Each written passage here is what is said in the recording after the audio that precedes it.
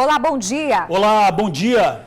Polícia prende suspeito de matar pedreiro na Serra. A informação foi confirmada hoje cedo pelo chefe da Polícia Civil, Darcy Arruda. Aloísio da Silva Bandeira, de 43 anos, foi morto a caminho do trabalho. Ele foi atingido por 2 tiros. O crime aconteceu no bairro Novo Horizonte, na Serra, na última terça-feira, por volta das 6 horas da manhã. Familiares ficaram chocados com o crime e não acreditam que o pedreiro tenha reagido ao assalto. Agora cedo, nossa produção entrou em contato com parentes que ficaram surpresos, felizes com a prisão, com o trabalho da polícia. No dia do velório, os parentes falaram sobre Aloísio. Vamos ver. Assalto, não sei, entendeu? Porque, graças a Deus, ele nunca foi assaltado. E ele também nunca ia reagir a um assalto, entendeu? Eu creio que não, porque ele sempre falava isso comigo, que ele não tinha essa coragem de fazer isso, de reagir a um assalto. Então, eu creio que, sei, porque ele não teve nada com ninguém, a gente mora 20 anos junto, ele é um ótimo marido, um ótimo companheiro. A Luísa era uma pessoa ótima, uma pessoa que aprendi muita coisa com ele, né? Hoje, a pessoa que eu sou, eu agradeço muito a ele. Muito, muito mesmo, né? Heloísa nunca foi de levantar a mão para mim, nunca foi de discutir comigo, né? Sempre me ensinou, né, o que era certo, o que era errado. Na certidão dele está como homicídio, realmente é o que eu suspeitava, ele foi assassinado, não foi latrocínio. Desde a hora que eu estava no local do crime eu vi que não era um latrocínio, porque ele não tinha nada de valor e ele não reagiu a momento nenhum, ele entregou a bolsa. Eu escutei que alguém viu, alguém que estava vindo por trás viu, ele entregou a bolsa e mesmo assim o cara atirou.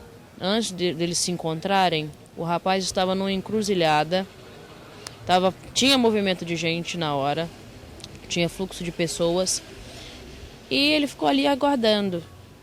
Assim que ele avistou o meu pai, ele se aproximou. Ele foi em direção ao meu pai. Meu pai era o alvo dele. Não tinha motivo. Desavença de forma alguma. Meu pai era do serviço para casa, vinha à igreja, ia no barzinho de frente de casa e voltava para casa de novo. Meu pai nunca foi de brigar com ninguém, é o que eu aguardo. Justiça, investigação e que quem fez isso que pague, porque o meu pai era uma pessoa muito boa. Pois é, a gente acabou agora de ouvir a Luana dos Santos Bandeira, ela que é filha do Aloísio, que foi brutalmente assassinado a caminho do trabalho. Como a gente viu aí, a Luana e toda a família, Jorge, eles não acreditam que tenha sido um latrocínio, né? E a polícia prendeu agora um suspeito que pode ter matado o pai da Luana, né? Exatamente. Os detalhes da prisão serão mostrados numa coletiva, mas ainda não foi dito o horário. Nossa produção está em contato com a Secretaria de Segurança. Qualquer informação a gente mostra aqui no TN a qualquer momento. A gente volta nesse assunto daqui a pouquinho, Bruna. Pois é, isso mesmo, Jorge. Olha, a gente continua a falar de violência contra a mulher. Não é notícia de ontem não, viu, Jorge? Porque hoje tem caso novo. A polícia prendeu um jovem de 18 anos que matou a namorada de 15 e depois escondeu o corpo. Isso aconteceu no ano passado, quando o rapaz ainda era um menor de idade. Quem tem os detalhes é o repórter Felipe Chicarino. Olá, Felipe, é com você. Olá, George. Olá, Bruna. Boa tarde para vocês. Boa tarde a todos que nos acompanham pelo Tribuna Notícias primeira edição. Obrigado pela sua audiência. Infelizmente, mais uma vez eu aqui para dar a notícia ruim. Infelizmente, mais um crime bárbaro contra mulher, mais um crime bárbaro de violência contra mulher, que aconteceu em setembro do ano passado, mas a polícia só prendeu o suspeito ontem, o dia que foi comemorado, então, os 13 anos da Lei Maria da Penha. Esse jovem matou a namorada, a ex-namorada até então, na ocasião, de 15 anos com golpes de pedrada. E depois, não satisfeito, com a maior tranquilidade e frieza, foi almoçar depois do crime. Mais detalhes sobre essa história sórdida eu conto daqui a pouco aqui no Tribuna Notícias, primeira edição. Obrigado. E olha só, perigo dentro de casa. Produtos de limpeza e medicamentos são as principais causas de intoxicação. Só para a gente ter uma ideia, Jorge, de como esses casos acontecem, só esse ano foram quase 5.000 no estado. E as principais vítimas são as crianças. Mesmo que os pais coloquem os produtos lá em cima do armário, não tem jeito, os casos se repetem. Quem traz esse assunto ao vivo é a repórter Tainá Lopes. Tainá? Tudo bom? Boa tarde para vocês. Bruna, Georgia, você que nos acompanha. Estou aqui me divertindo um pouquinho com o Daniel, porque os brinquedos também entram nessa lista de produtos de risco para criança dentro de casa. Olha só, um monte de brinquedinho pequenininho aqui. Nem parece brinquedo de verdade. Na minha época os brinquedos eram maiores, tá? Os brinquedos estão diminuindo. E o Daniel tá se amarrando aqui, né, Daniel? Gostando aqui dos brinquedos, me mostrando todos. Daqui a pouco a gente entra ao vivo aqui com o Tenente Coronel para falar um pouquinho do trabalho do Corpo de Bombeiros nessa área de orientação às mães e os pais, aos familiares e responsáveis por crianças, para a gente orientar quais são esses riscos, acender aquela luzinha, sabe, dentro de casa, o que você precisa ficar monitorando ali, olhando a criança para não tornar a brincadeira um risco. Logo mais eu volto, vou continuar aqui brincando com ele que a gente está se divertindo bastante. Pois é, 5 mil casos, bastante coisa, hein? Só do início do ano até agora, muita coisa. Bom, porque agora nós vamos falar do caso do mecânico que matou a mulher em Jacaraípe, na Serra. Ele teve a prisão temporária decretada e já está no presídio. Pois é, o jovem de 25 anos confessou ter matado a companheira durante uma briga por causa de um jogo. Para a polícia, ele alegou que só se defendeu da mulher. O mecânico se entregou dias depois de cometer o crime. Enquanto isso, o corpo da vítima permaneceu dentro da casa. O pedido pela prisão temporária de Thomas Henrique Damas Neto Sotani, de 25 anos, foi solicitado pela Delegacia Especializada de Homicídios e Proteção à Mulher. A solicitação da Polícia Civil foi atendida pela Justiça e agora o suspeito pode responder pelo crime de feminicídio. No dia, que foi de domingo para segunda, eles passaram o dia inteiro ingerindo bebida alcoólica. Depois, ele começou a ficar jogando no notebook e a vítima começou a se sentir rejeitada por ele. Então, no início da noite, ela começou já a criar pequenas discussões. Eles começaram uma via de fato. E aí, ele foi e desferiu o soco na cabeça dela. E logo na sequência, ele já esganou ela, que foi a hora que ela morreu. Thomas é suspeito de matar a companheira Eli Gonzalez, de 29 anos. Para a Polícia Civil, ele é responsável pelo crime. Falou que iria reagir, ir lá reanimá-la, mas ao mesmo tempo ele não ligou para o SAMU, ele não tentou buscar ajuda de ninguém e depois ele ainda dormiu na mesma casa que ela por 2 dias. É esquisito, né? Não é um comportamento aceitável. A Polícia Civil representou pela prisão temporária e a Justiça decretou a detenção de Thomas no início da noite dessa quarta-feira. Ele foi encaminhado ao Centro de Triagem de Viana, onde deve passar por audiência de custódia ainda hoje. O assassinato cometido por Thomas contra a esposa aconteceu no último domingo, mas o caso só veio à tona nesta quarta-feira, após ele se apresentar à polícia na manhã de ontem, na Delegacia Regional de Serra.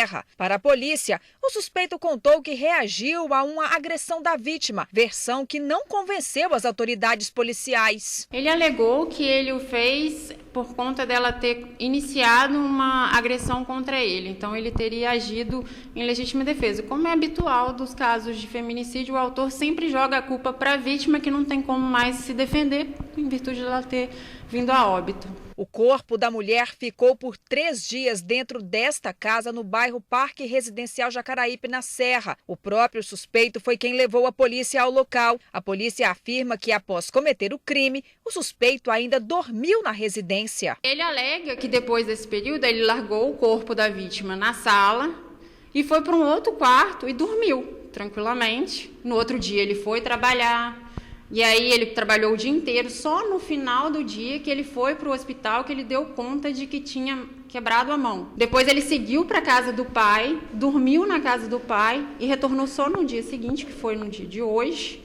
E aí que o pai convenceu a ele a ir à delegacia e contar sobre o que ele tinha feito. A advogada que defende o suspeito disse que o mecânico industrial agiu em legítima defesa. Segundo ele, eles ingeriram bastante bebida, vários tipos de bebida, e também ela era usuária de droga. Ele estava foi por volta de 1 e pouco da manhã. Ela insistia que ele parasse de usar o computador, de parar, e estava jogando via internet. Aí foi no momento que ela pegou o computador dele, quebrou tudo, jogou no chão. E aí foi quando ela pegou uma faca e partiu para cima dele. O corpo, que já estava em estado avançado de decomposição, foi encaminhado ao Departamento Médico Legal. A morte de Ellen foi descoberta no dia em que a Lei Maria da Penha completou 13 anos. A gente deixa bem claro para todos os agressores de mulheres que a Polícia Civil não irá tolerar nenhum tipo de violência contra a mulher no estado do Espírito Santo. Pois é, gente, o suspeito continua no presídio de Viana e deve passar por uma audiência de custódia ainda hoje. Incêndio em apartamento em Baixo Guandu, no noroeste do estado. De acordo com testemunhas, um morador estaria manuseando gasolina enquanto fumava dentro de casa. As chamas se espalharam rapidamente. Vizinhos ouviram os pedidos de socorro e foram ajudar. Eles também usaram um caminhão-pipa. O Corpo de Bombeiros também foi acionado e chegou ao local para combater as chamas. O causador do incêndio foi encaminhado à delegacia. Ele assinou um termo circunstanciado e foi liberado. Que ideia de jirico, hein, Bruna? Que responsabilidade mexer com gasolina e cigarro ao mesmo tempo. Dentro de casa, né? Poxa vida. Assinou um termo circunstanciado, vai responder isso dali, colocando em risco todo mundo ali do prédio, né, do sobrado que tem ali dentro. Por sorte, ninguém se feriu, né? Mas poderia ter sido muito mais grave. Muito mais grave, exatamente. Olha agora o flagrante de uma perseguição que deu trabalho para a polícia. Foi em Colina de Laranjeiras, na Serra. Pois é, George, até um helicóptero foi usado nas buscas. Tudo começou depois que o bandido roubou a bolsa de uma mulher. E olha só, ela também foi atrás do criminoso. Helicóptero. Policiais militares subindo muros, vasculhando rua. Toda essa movimentação aconteceu ontem à tarde na região do bairro Colina de Laranjeiras, na Serra. E começou assim, com um homem correndo com uma bolsa e sendo perseguido pela vítima, essa mulher, e por um outro homem. Testemunhas contaram que ele, ao ver o assalto, teria parado o carro no meio da rua e atirado contra o assaltante. O ladrão correu, e bastante.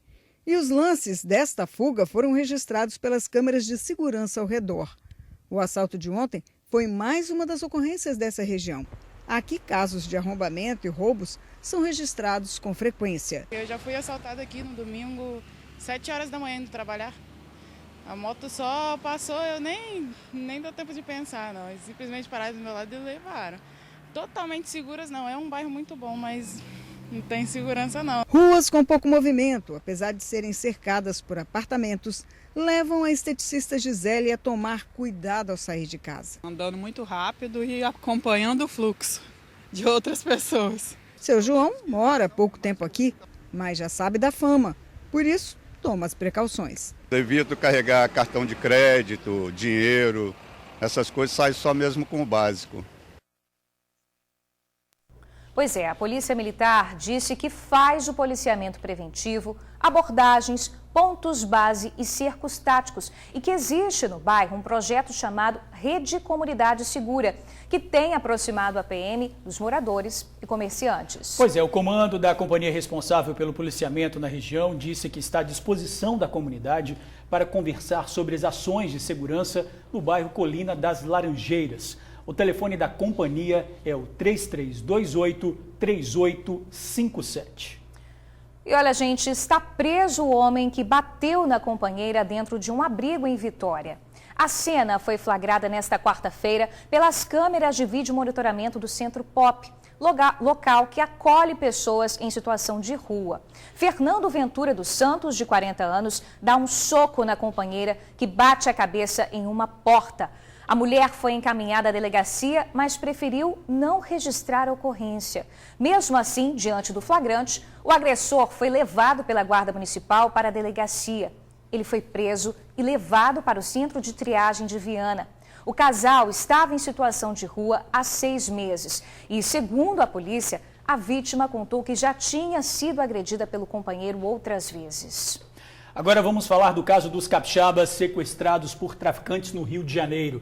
Equipes de investigação da polícia encontraram ossadas onde eles foram sequestrados. Pois é, Jorge, ontem a polícia carioca fez uma mega operação na tentativa de localizar os seguranças. 7 suspeitos foram presos e durante o confronto, um deles acabou baleado e morto.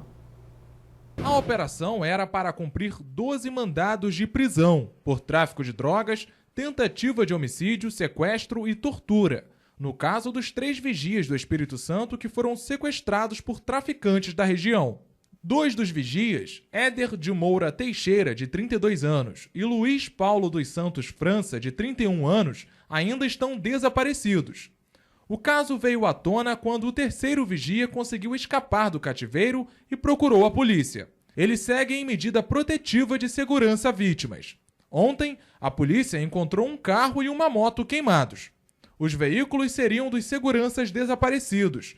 As investigações já chegam a 10 dias. 10 dos mandados foram cumpridos e mais 7 homens foram presos em flagrante na comunidade, com drogas e uma pistola. Durante a ação, um homem foi baleado em confronto com a polícia. Ele chegou a ser socorrido, mas morreu a caminho do hospital. Esse aqui é um dos principais acessos à comunidade Manuel Correia. A movimentação aqui durante toda a manhã dessa quarta-feira está assim, olha, intensa. A todo momento, viaturas entram e saem da comunidade. Acordei assim com os tiros. Muito tiro. Muito tenso. A polícia está entrando de casa em casa, revistando tudo. Acordou meu filho de 17 anos, que é estudante, com um fuzil na cara. Os presos foram levados para a delegacia de Cabo Frio. No fim da tarde, os agentes encontraram ossadas humanas, que podem ser dos vigias desaparecidos. São materiais genéticos que serão conduzidos à perícia para se confirmar se são materiais genéticos dos desaparecidos ou não. De acordo com o delegado, os presos pelo envolvimento na morte dos vigias não estão colaborando com as investigações. Se eles quiserem colaborar, tanto melhor, que o Ministério Público pode olhar com outros olhos, né, uma eventual colaboração deles. Pois é, gente, a polícia vai continuar investigando esse caso. Agora, acidente em Fundão. De acordo com testemunhas, o motorista teria passado mal ao volante, bateu no canteiro, subiu na calçada e foi atravessando toda a praça. O condutor só parou depois de bater na escada do destacamento da Polícia Militar de Fundão, que fica às margens da BR-101.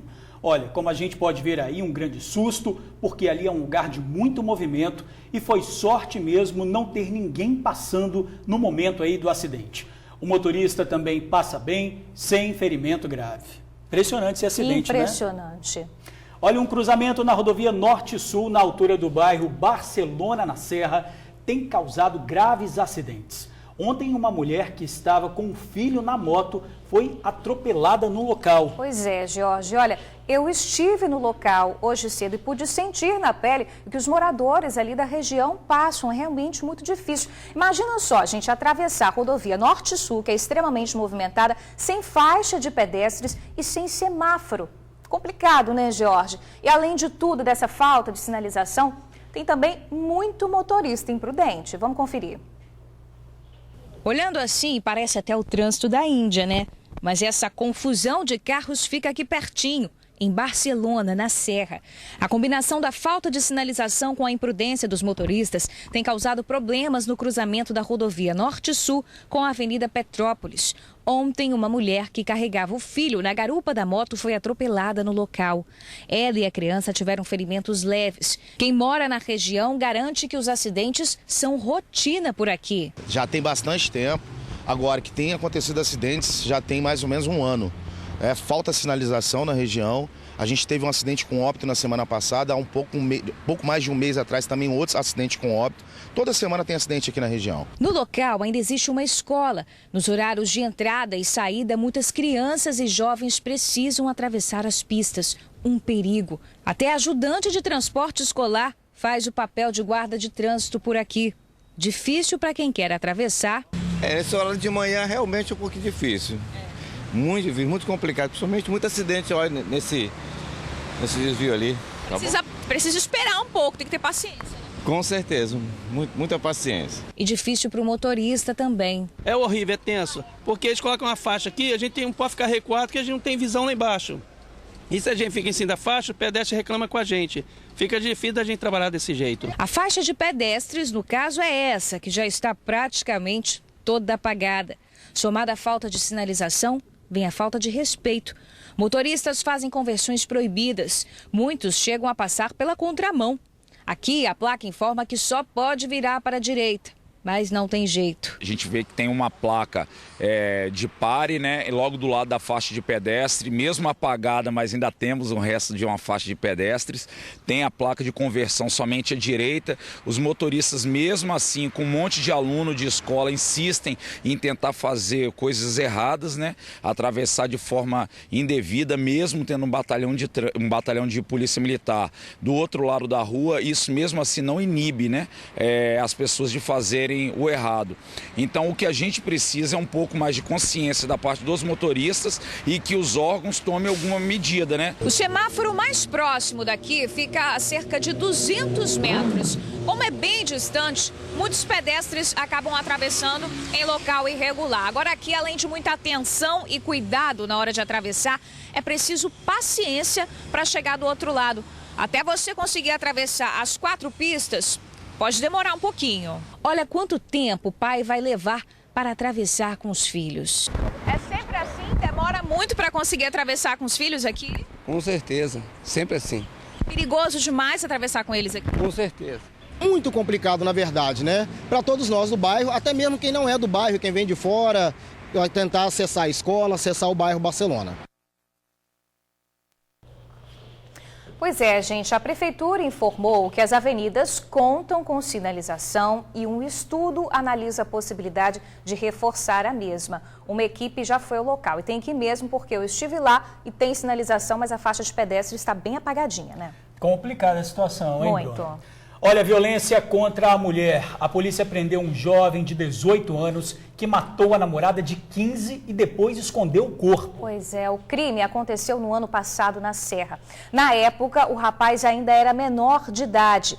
Quem tem os detalhes dessa história é o repórter Felipe Chicarino. Felipe, é com você.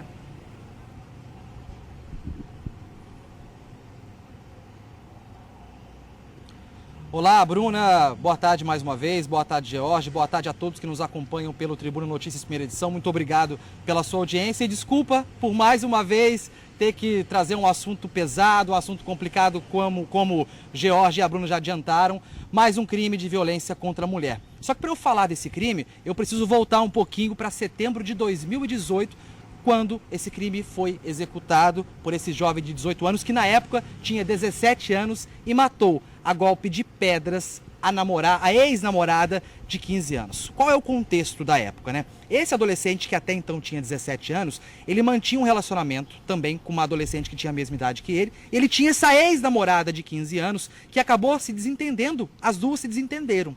Então ele tomou as dores da atual namorada, da então atual namorada, né? E marcou um encontro com a ex, com a Raniele, de apenas 15 anos. Nesse encontro, ficou combinado entre os dois que eles iam para um determinado local para usar drogas e para manter relações sexuais. Só que a intenção dele era outra, pois no local ele deu um mata-leão na Raniele e quando ela desacordou, quando ela desmaiou, ele desferiu vários golpes de pedra na cabeça dela. E após o crime, com a ajuda de um primo, ele jogou o corpo da Raniele num rio da região. A delegada que é responsável pela Delegacia de Homicídios e Proteção à Mulher, aqui de Vitória, doutora Rafaela Almeida, falou sobre esse crime. Ele usou de artimanhas assim, do sentimental para levá-la até o terreno baldio, onde ele acabou executando. Porque ele chamou ela falando assim, vamos lá para a gente poder ficar junto, vamos usar drogas e manter relação sexual. E aí ela foi imbuída naquele sentimento de poder talvez reatar com ele. E chegou lá, ele praticou o ato, deu um mata-leão nela, ela desfaleceu e brutalmente ele pegou pedras e quebrou, e desferiu golpes na cabeça dela, que foi o que concluiu no laudo cadavérico, que foi a causa-morte. E depois, o que ele fez? 4 dias depois. 4 dias depois. Ele deixou o corpo oculto, ele ocultou colocando vários entulhos por 3 dias lá. E no 4º dia ele jogou o corpo ainda na Lagoa Falqueto, que só depois a família conseguiu encontrar o corpo para poder enterrar com dignidade. Ou seja, ele ainda ocultou. Ocultou. E depois ele vai ser punido também por esse ato infracional.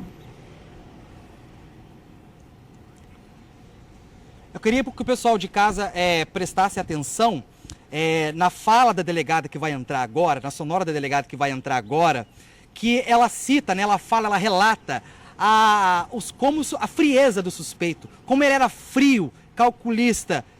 Escutem para vocês, escutem aí. Cometeu o crime, ele chegou em casa todo ensanguentado e já estava querendo o almoço. E aí ela falou, nossa, por que você está assim? Aí ele virou e falou assim, você não sabe o que eu acabei de cometer. Aí ela falou, o quê? Aí ele virou todo frio e falou assim, rindo, como se nada tivesse acontecido. Ele falou, acabei de matar Raniele. Aí ela virou e falou assim, quê? Ela ficou espantada com a frieza e com medo também na hora, né? Aí ela virou e falou assim, não, bota a comida na mesa porque eu tô com fome. E ele ainda almoçou, como se nada tivesse acontecido. Então, você percebe que esse adolescente, à época, não tinha a menor noção do que é uma vida humana. Para ele, aquilo não significava absolutamente nada. Então, ele... E agora, só esse ano que a gente conseguiu obter essas informações, por quê? Porque ele começou a praticar atos de violência doméstica em razão dessa atual dele. Pois é, George, Bruna e o pessoal de casa... Como esse jovem, que inclusive a polícia não passou o nome dele para a imprensa, não identificou esse jovem, porque na época que o crime foi cometido, em setembro de 2018, esse jovem ainda tinha 17 anos. Então ele vai responder como adolescente, não como adulto. Então ele foi encaminhado ao Ministério Público, só a título de curiosidade e conhecimento, o adolescente não é preso, ele é apreendido. Então ele foi entregue ao Ministério Público e pode ficar apreendido no máximo 3 anos cumprindo medidas socioeducativas. Então ele não responde pelo Código Penal brasileiro, mas pelo Estatuto da Criança e do Adolescente. Só para finalizar, George, às vezes a gente é questionado na rua, porque os telespectadores falam assim, mas é bandido, ele confessou, mas nós, prudentemente, juridicamente, precisamos dizer que ele é suspeito. Só é considerado culpado depois que é praticado então um julgamento. É mais uma curiosidade que a gente é cobrado às vezes e não é problema nosso, a gente precisa fazer o certo, fazer com responsabilidade. George, Bruna, eu volto com vocês. Obrigada, Karino, pelas suas explicações, viu? Obrigado, Felipe. E isso a lei vale para todos, né? Exatamente. A lei vale isso para nos proteger e a lei serve exatamente para isso. O problema é que muitas pessoas usam exatamente a lei para burlá-la, né? Então, se as pessoas realmente usassem a lei e seguissem o caminho correto, a lei não precisava de ser aplicada. Exatamente. Se a lei precisa ser aplicada, exatamente acontece esse tipo de coisa. E tem que ser para todos, né? Perfeito. Foi inaugurada hoje a delegacia especializada em armas, munições e explosivos aqui no estado. Pois é, o Desarme faz parte do programa de combate à corrupção e organizações criminosas e vai atuar no combate ao tráfico e comércio ilegal.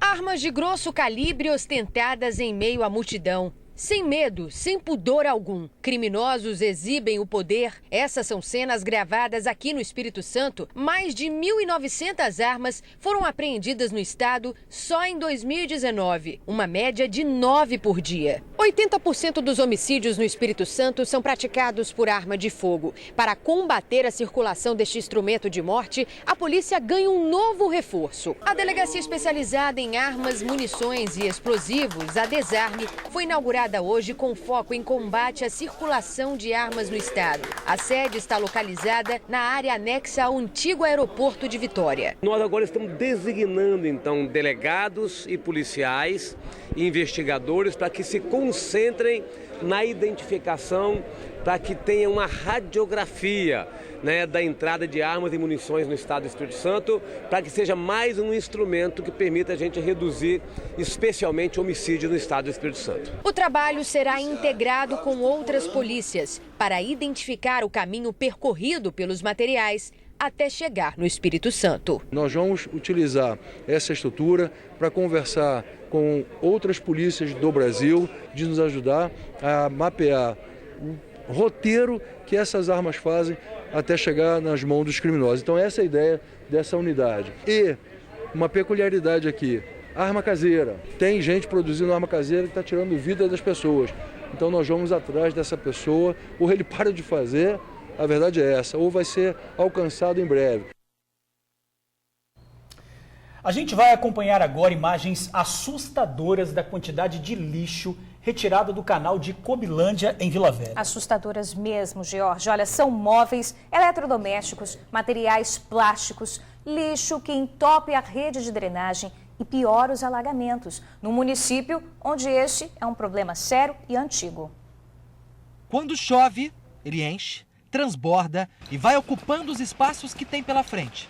Dona Juraci é uma das primeiras atingidas. A casa dela fica na beira do valão de Cobilândia e a edificação é abaixo do nível da rua. Na última chuva... Quando eu acordei, já tinha tomado tudo. Eu falei, nós estamos dentro do rio. Aí pronto, o colchão boiando em cima do rio e a gente boiando já na água, né? Aí tentando salvar alguma coisinha, porque o resto foi tudo embora para a maré. Uma das explicações para a gravidade dos alagamentos está nesta ilha, a Ilha de Lixo. Na última quarta-feira, a Prefeitura de Vila Velha recolheu 5 toneladas de resíduos no canal de Cobilândia. 5.000 quilos recolhidos em apenas um canal. É um número bem significativo, né? E em um canal apenas, isso assim, de fato, é bem preocupante, né? Mas conseguimos intervir a tempo e evitar que esse lixo fosse parar todo na Baía de Vitória. No valão, a cada garfada, um tipo de resíduo diferente. 2 preocupam bastante. A limpeza do valão continua e o aparecimento desesperador do lixo também. E o que chama a atenção aqui dessa limpeza são esses 2 resíduos aqui, ó, encontrados com muita facilidade. O plástico e o isopor. A título de curiosidade e conhecimento, o plástico demora, em média, 450 anos para se decompor, para sumir do meio ambiente. E o isopor?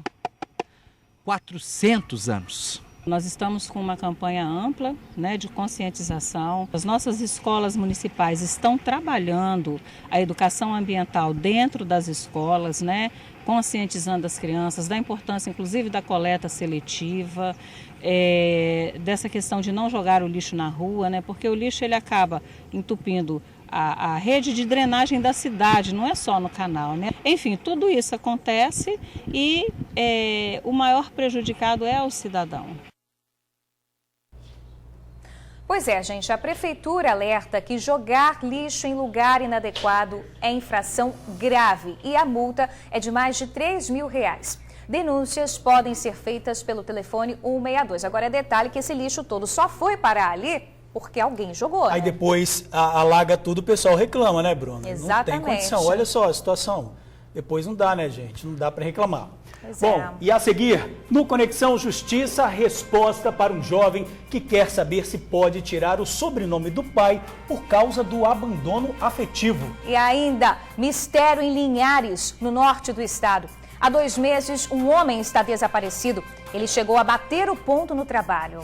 No início do jornal, a gente falou do perigo dos produtos de limpeza e daqui a pouquinho a gente vai fazer uma justificativa, hein? Daqui a pouquinho a gente volta. Até já. No início do jornal, a gente falou aqui do perigo dos produtos de limpeza e medicamentos dentro de casa. Esse ano foram quase 5.000 casos aqui no estado e as principais vítimas são as crianças. Pois é, Jorge. A nossa repórter Tainá Lopes ia voltar ao vivo para passar mais detalhes sobre esse assunto, ouvindo uma família e os bombeiros. Mas, infelizmente, o nosso sinal hoje não está legal. A gente volta com esse assunto amanhã. A Tainá está preparando uma reportagem bem legal. E agora a gente fala de um mistério em Linhares, no norte do estado. Há 2 meses, um homem está desaparecido dentro da empresa onde trabalhava. No dia do sumiço, ele chegou a bater o ponto. O auxiliar de caldeira, Mauro Marques, de 37 anos, foi visto pela última vez na destilaria onde trabalha. A esposa dele disse que o marido saiu para trabalhar normalmente no dia 6 de junho. Chegou ao emprego, bateu o ponto, foi visto por alguns colegas e depois sumiu. Ela disse também que o marido é muito caseiro, nunca tinha desaparecido antes e acredita que tenha acontecido algo dentro da empresa. Nós entramos em contato com a empresa, mas não tivemos retorno ainda. A Polícia Civil investiga o caso.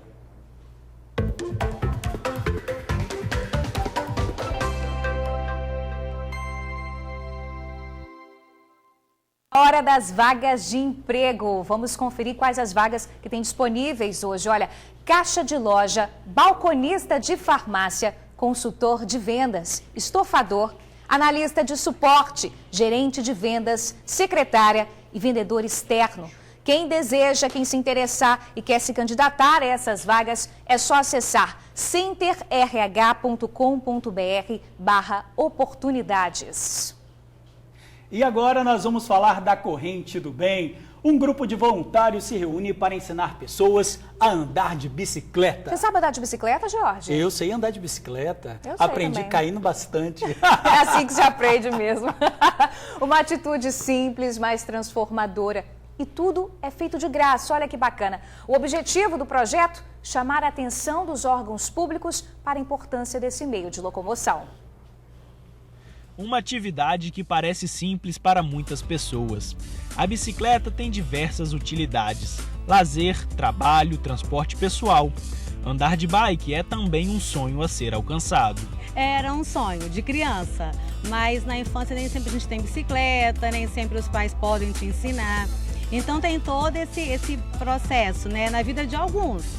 E aí foi o meu caso. E aí agora eu resolvi vir aprender. E quem ajuda nas primeiras pedaladas desta galera são verdadeiros anjos.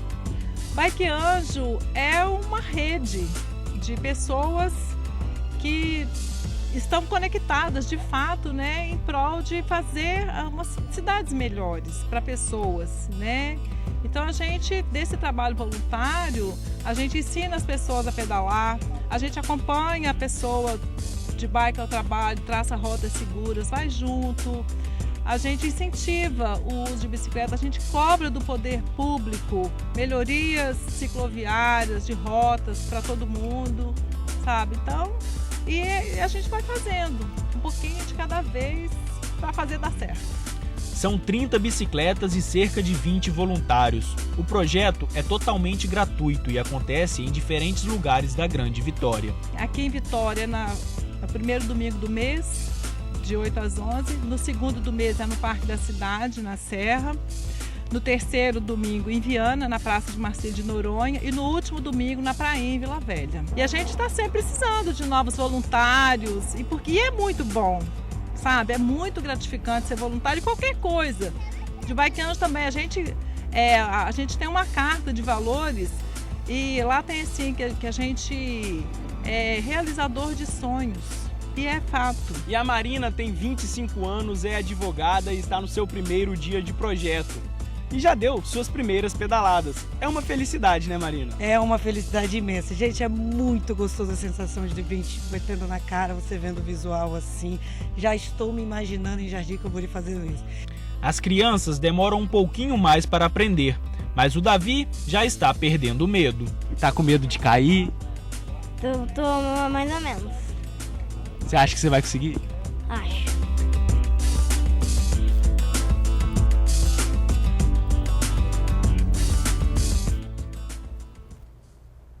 Muito legal, muito legal, bacana demais. E olha, gente, quem quiser participar ou saber mais sobre esse projeto, é só acessar o Instagram, @BikeAnjoES.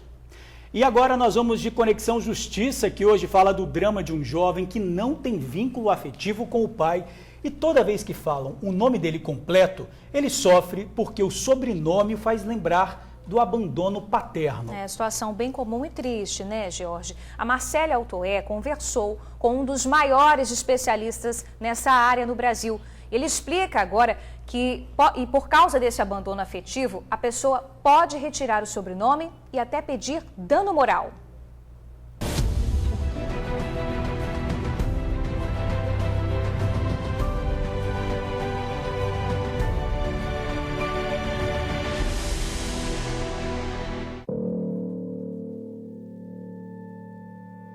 A telespectadora enviou: meu filho tem 28 anos e não tem contato com o pai há muito tempo porque o pai sempre o tratou mal. Toda vez que falam o nome dele completo, ele sofre muito porque lembra disso. A gente queria saber se tem como tirar o sobrenome do pai. É uma situação muito delicada e que a Justiça já vem tratando com mais cuidado. O sobrenome não pode ser motivo de mal-estar e nem de constrangimentos. A dignidade da pessoa humana deve sempre ficar em primeiro lugar, não é isso, doutor? Sem dúvida alguma. Nestes casos de abandono, nestes casos em que muitos pais se recusam à convivência com o filho, Ao lado do drama, ao lado da dor psicológica que isso pode causar pela ruptura do afeto, tem uma recorrência desta dor através da identificação do sobrenome. Por isso, com muita sensibilidade, a Justiça tem reconhecido a possibilidade de retirada do sobrenome, nesses casos, do pai que abandonou, sem a retirada da filiação. Portanto, esse filho continuará a ser herdeiro, continuará a ter direito de pensão alimentícia, continuará tendo parentesco com os avós, com os tios, com os irmãos, mas não ostentará o sobrenome desse pai. O pedido deve ser feito na Justiça, por isso a pessoa precisa procurar um advogado ou a Defensoria Pública. Na ação de retificação de registro, é preciso comprovar o abandono afetivo. As provas são as mais variadas possíveis. Podemos imaginar prova testemunhal de pessoas que comprovem que realmente houve uma cessação da convivência. Também prova documental, porque muitas vezes a dor é tamanha que os filhos muitas vezes procuram manter através de mensagens com os pais, que muitas vezes não são respondidas, e essa omissão pode caracterizar também a ruptura do afeto. Tem em relação à rede social, às vezes a pessoa se identifica com outro sobrenome, né? Então, estes casos de uso prolongado de um nome diverso demonstra claramente que houve uma cessação da base afetiva. Se a pessoa for menor de idade, além de ser representada por um responsável, o Ministério Público acompanha o caso. O abandono afetivo pode gerar dano moral também. A própria jurisprudência, os próprios tribunais nos últimos anos vão reconhecendo que ao lado da possibilidade de retirada do sobrenome, vem uma possibilidade de indenização por este abandono afetivo. Claro, desde que esse abandono afetivo revele uma violação do cuidado paterno, da atenção, de uma base material mínima de presença desse pai. E aí seria possível sim falar em indenização por dano moral. E para quem acha que retirar o sobrenome por causa de abandono afetivo é frescura, o especialista faz uma importante reflexão. O nome das pessoas tem uma relevância na sua dignidade, porque o nome integra a personalidade. É a forma pela qual as pessoas são conhecidas. Aliás, é muito frequente perceber, inclusive, que algumas pessoas se tornam conhecidas por outro nome e pedem o acréscimo deste nome. Do mesmo modo que seria possível acrescer, também é possível retirar, quando aquele nome causa algum constrangimento moral, algum constrangimento emocional. Seguramente, sem medo de errar, de frescura não se trata.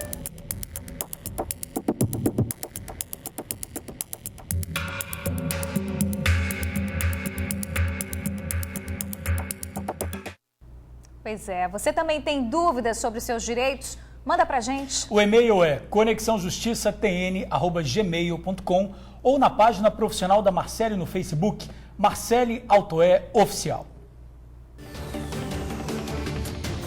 Hoje é quinta-feira, 8 de agosto. Vamos conferir o que é destaque no Jornal A Tribuna. Terceira ponte vai ter ciclovias, 6 faixas e novo modelo de proteção. Prazo de 20 anos para duplicar toda a BR-262. Mulher é morta na Serra após proibir o marido de jogar no computador. Sábado é dia de carnaval fora de época no centro. E ainda destaque no Jornal A Tribuna desta quinta-feira. No AT2, o medo é um dos meus maiores aliados, diz ator. Capixaba quebra tabu de 20 anos no PAN. E no Sobre Rodas, semana de lançamentos.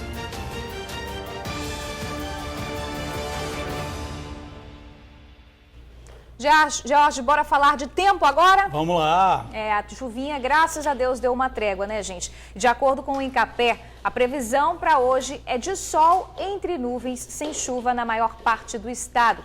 Na Grande Vitória, a mínima é de 20 e a máxima de 26 graus. Mas 3 municípios devem redobrar a atenção.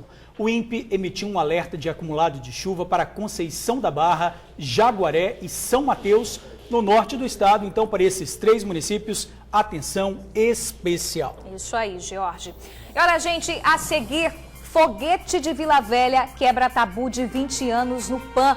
Paulo André se tornou o segundo homem mais rápido das Américas. Pois é, tem também rodadas de gols. É rapidinho, a gente já volta.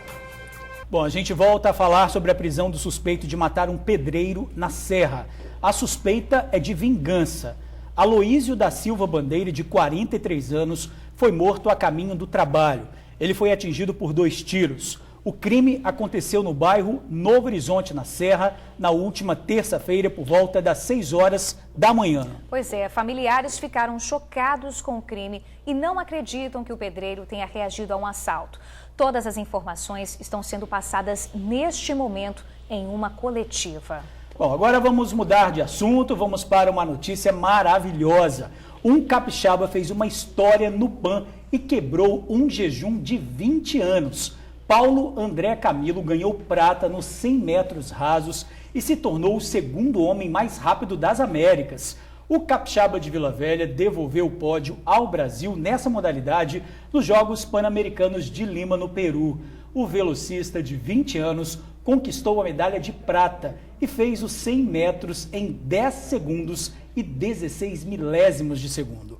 O ouro ficou com um americano que concluiu a prova em 10 segundos e 9 milésimos. Pois é, a conquista do capixaba é histórica, porque desde 1999 um brasileiro não conseguiu uma medalha nos 100 metros rasos em Pans. Essa foi a primeira vez que Paulo André participou dos Jogos Pan-Americanos. Hoje à noite ele pode atingir o topo do pódio no revezamento 4 por 100. A gente, é claro, vai ficar aqui, ó, de dedos cruzados e torcendo para que esse ouro venha para a gente, bacana, né? Para o Brasil e para o Espírito Santo também.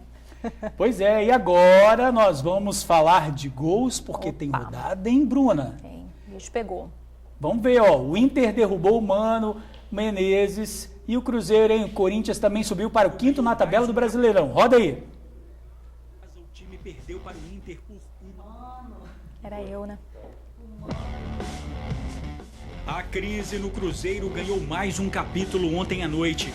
Em casa, o time perdeu para o Inter por 1-0, no jogo de ida da semifinal da Copa do Brasil. Aos 30 minutos do segundo tempo, Guerreiro cobrou falta no ângulo. Fábio fez grande defesa, mas Edenilson pegou o rebote e definiu a partida. Final, Cruzeiro 0, Inter 1. No Itaquerão, Corinthians e Goiás. O Corinthians abriu o placar com Júnior Urso após troca de passes. No segundo tempo, o ritmo caiu. Aos 38, o árbitro deu pênalti após toque de mão de Rafael Vaz. Bozelli, aos 41, fechou o placar. Final, Corinthians 2, Goiás 0.